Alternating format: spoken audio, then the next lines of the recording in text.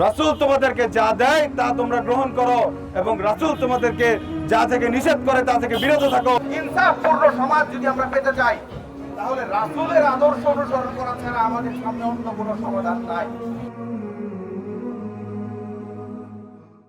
রাসূলের জীবনী যখন আমরা জানবো তখন আমরা জানবো কিভাবে রাসূল সাল্লাল্লাহু আলাইহি ওয়াসাল্লাম ইসলামকে বিজয়ী শক্তি হিসেবে প্রতিষ্ঠিত করে গিয়েছেন।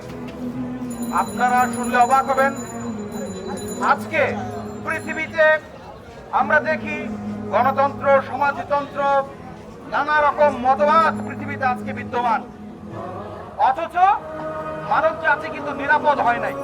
সায়েন্স এন্ড টেকনিক্যাল এত অ্যাডভান্সমেন্টের যুগে যখন কিনা ঘরে ঘরে সিসি ক্যামেরা, এত সিসি ক্যামেরা থাকার পরেও আমাদের সমাজ কিন্তু নিরাপদ নয়। অথচ রাসূল সাল্লাল্লাহু আলাইহি ওয়াসাল্লামের সময়ে রাসূল এমন সমাজের নিশ্চয়তা দিয়েছিলেন যে আদি রাদিয়াল্লাহু আনহুকে বলেছিলেন যে আদি তুমি যদি দীর্ঘজীবী হও তুমি দেখবে সানা থেকে হাজরামাউত কোন বর্ণনা এসেছে সুদূর ইরাকের কাদেসিয়া থেকে একজন নারী একাকী সফর করবে এবং নিবিষ্ট মনে বাইতুল্লাহ তাওয়াফ করবে, আর তার মধ্যে আল্লাহর ভয় ছাড়া অন্য কোনো ভয় কাজ করবে না। আদি রাদিয়াল্লাহু আনহুকে যে বলেছেন এ আদি তুমি যদি দীর্ঘজীবী হও তবে তুমি দেখবে বাবেলের শ্বেত প্রাসাদগুলো মানে পারস্যের সেই রাজপ্রাসাদগুলো মুসলিমদের হস্তগত হবে। এ আদি তুমি যদি দীর্ঘজীবী হও তবে তুমি দেখবে সম্পদের প্রাচুর্যের কারণে যাকাত নেবার মতো লোক খুঁজে পাওয়া যাবে না। আজকে আমরা বৈষম্যের বিরুদ্ধে কথা বলি, আমরা ইনসাফের পক্ষে কথা বলি, কিন্তু এই যে প্রচলিত যে সমস্ত ব্যবস্থা, গণতন্ত্র, সমাজতন্ত্র, এই ব্যবস্থাগুলো, এই সেকুলারিজম আপনাকে এই নিশ্চয়তা দেয় না যে সমাজের মানুষের এমন নিরাপত্তা প্রতিষ্ঠিত হবে যে একজন নারী একাকী সফর করবে আরবের এক প্রান্ত থেকে আরেক প্রান্ত পর্যন্ত, তার মধ্যে আল্লাহর ভয় ছাড়া অন্য কোনো ভয় কাজ করবে না। ইসলাম এই নিশ্চয়তা দেয়। রাসূলের আনিত দ্বীন ইসলাম এই নিশ্চয়তা দিয়েছিল যে সম্পদের প্রবাহ, সম্পদ এত সুন্দরভাবে সুসম্পন্নিত হবে যে যাকাত নেবার মতো লোক খুঁজে পাওয়া যাবে না। এই নিশ্চয়তা ইসলাম দেয়।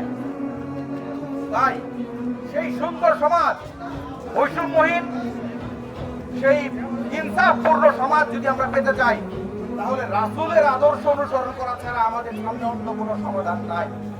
একই সাথে কেবল দুনিয়াতে ভালো থাকা নয়, বরং ইয়াউমুল আখিরাতে রাসূলের শাফাআত লাভের জন্য এবং জাহান্নাম থেকে বাঁচার জন্যও আমাদেরকে রাসূলের আনুগত্য করতে হবে।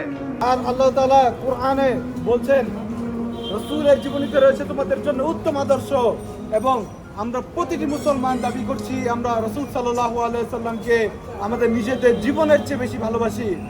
এই কেমন ভালোবাসা! রাসূল সাল্লাল্লাহু আলাইহি সাল্লামের জীবনীটি একবার যদি আমরা পড়ে না দেখি, রাসূল সাল্লাল্লাহু আলাইহি সাল্লাম আমাদের একমাত্র অনুসরণীয় পাথেয়, কিন্তু আমরা রাসূল সাল্লাল্লাহু আলাইহি সাল্লামের জীবনী পড়ি নাই।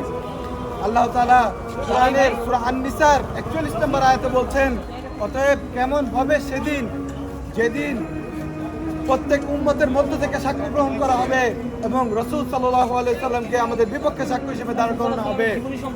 রাসূল সাল্লাল্লাহু আলাইহি সাল্লাম সেই দিন আমাদেরকে জিজ্ঞেস করবেন না বিদায় হজের ভাষণে, যে দিন, যে ইসলামকে তিনি আমাদের কাছে আমানত হিসেবে রেখে গেছেন, আমরা কে কি করেছি ওই দিনের জন্য। সেই দিন কি আপনাদের মনে হয় রাসূল সাল্লাল্লাহু আলাইহি সাল্লাম আমাদেরকে হাউজে কাউসার থেকে পানি পান করাবেন? তাই স্পষ্টভাবে আমি বলতে চাই, কোরআন এবং সুন্নাহ দ্বারা আমাদের জীবনকে পরিচালনা করতে হবে। জীবনের প্রতিটি ক্ষেত্রে ইসলামকে বাস্তবায়ন করতে হবে। রাজনীতি হবে রাসূলের দেখানো পথে, অর্থনীতি হবে রাসূলের দেখানো পথে, পৌরনীতি হবে রাসূলের দেখানো পথে, ব্যক্তিগত জীবন হবে রাসূলের দেখানো পথে। لقد كان لكم في رسول الله أسوة حسنة لمن كان يرجو